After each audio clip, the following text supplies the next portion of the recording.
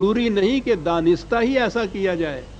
اب تو علم النفس اتنا آگے چل گیا ہے، جا رہا ہے، غیر شعوری طور پر جو چیزیں ہوتی ہیں انسان کے شعور کو اس کا پتہ خبر ہی نہیں ہوتی اس کی.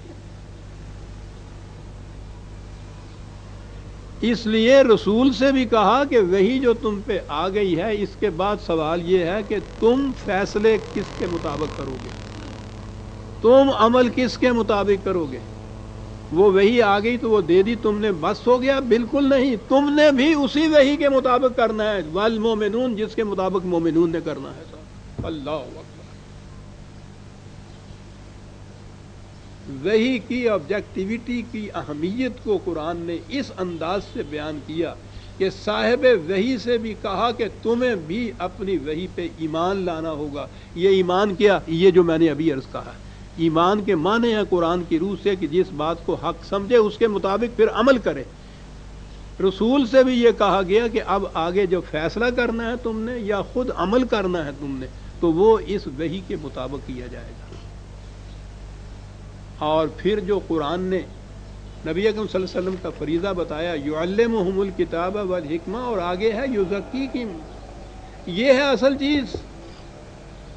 تعلیم کتاب و حکمت تو ہے، اور میں نے کہا کہ علم بڑا ضروری ہے کسی نقصان دہ چیز کے نقصان دہ ثابت ہونے کے لیے، تسلیم کرنے کے لیے. دل کو اطمینان دماغ کو ہوتا ہے اگر علم و بصیرت کی روح سے یہ سمجھا جائے کہ یہ واقع نقصان دہ ہے.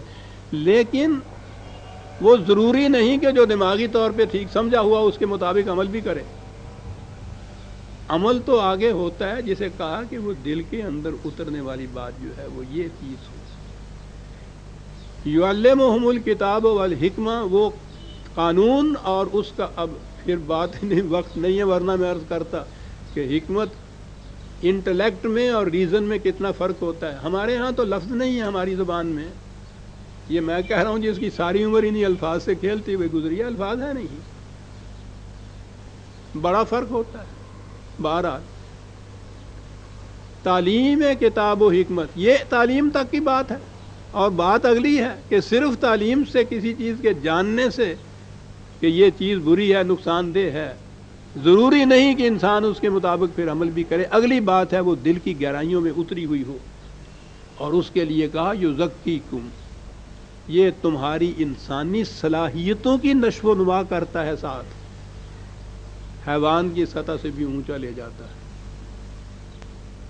حیوان کی سطح جس میں اس کے تقاضے، خواہشات جو ہیں، اس کے اپنے انسٹنکٹ یا اندر کی جو جبلت ہوتی ہے اس کا کنٹرول ہوتا ہے اس پہ. یہ گائے اس لیے نہیں وہ پودا کھا رہی کہ اندر اس کے ایک کنٹرولر بیٹھا ہوا ہے. انسان کے بھی اسی طرح خواہشات و جذبات ہوتے ہیں، اس نے کنٹرول کرنا ہوتا ہے وحی کی روح سے دی ہوئی ہدایات اور اقدار کے مطابق. یہ انسان کا درجہ ہے. اور اگر نہ تو یہ جبلت اس کو اندر روکے اور نہ یہ خود روکے اقدار خداوندی کی روح سے، تو یہ تو اسفل سافلین میں چلا گیا. یہ حیوانات سے بھی بدتر ہو گیا. بل ہم اضل، کم واخنا، پتہ ہی نہیں اس کا نام کیا رکھے. ہاں،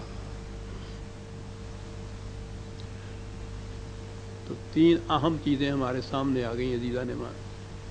ایک تو محض اپنے آپ کو مسلمان سمجھ کے مطمئن ہو جانا کہ مسلمان ہو گئے. قرآن تسلیم ہی نہیں کرتا. وہ کہتا ہے ان سے کہو کہ یہ کہیں ہی نہیں کہ ہم ایمان لائے ہوئے ہیں. کہو کہ کسی نہ کسی اثرات کے ذریعے سے ہم جھک گئے ہیں. ٹھیک، ایمان اس وقت ہوگا جب وہ دل میں اترے گا، اور اس کی نشانی، اس کا ثبوت یہ ہوگا کہ یہ ان قوانین کی اطاعت کریں گے.